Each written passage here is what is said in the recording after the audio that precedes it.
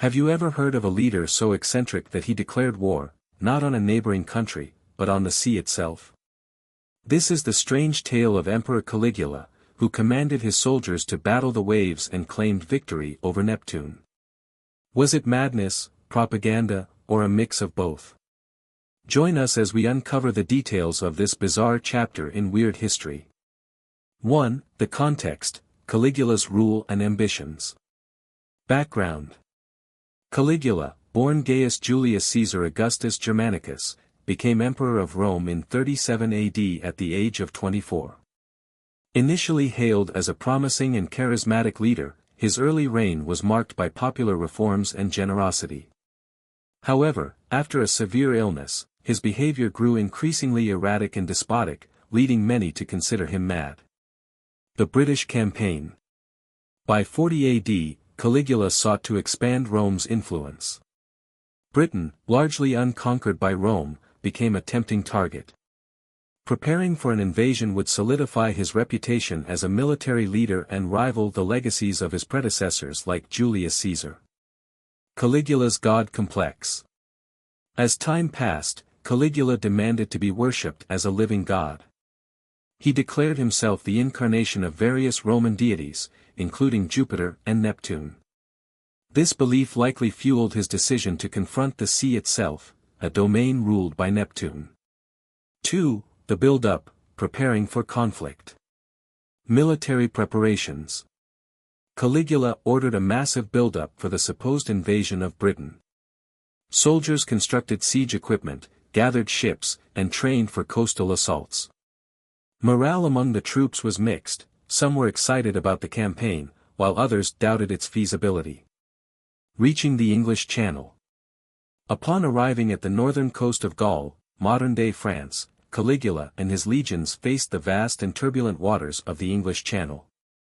Instead of ordering the fleet to cross, Caligula abruptly declared that the sea itself was the enemy. A declaration of war.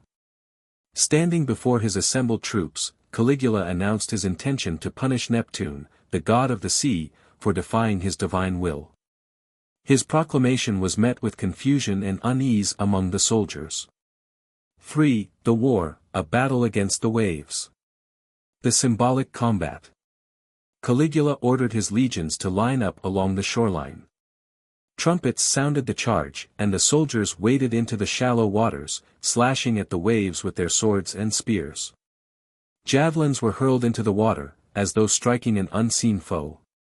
The chaotic and surreal scene unfolded as soldiers, trained for real combat, fought an invisible and invincible enemy. The spoils of war. After the battle, Caligula ordered his men to collect seashells from the beach. These shells, he proclaimed, were the spoils of war won from Neptune. The soldiers, though baffled, complied with the emperor's demands, filling their helmets and bags with shells. A bizarre victory. Caligula celebrated the event as a triumphant victory over Neptune. He declared that the sea had been subdued and that his divine authority had been proven. 4. The aftermath, a swift return to Rome. The triumphal procession. Caligula returned to Rome with the spoils of his conquest, the seashells, displayed as trophies in a grand parade.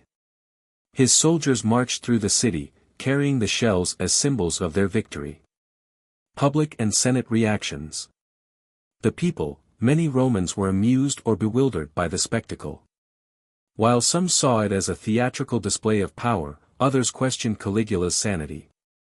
The Senate, the senators, already discontented with Caligula's erratic behavior, viewed the event as further proof of his incompetence and madness.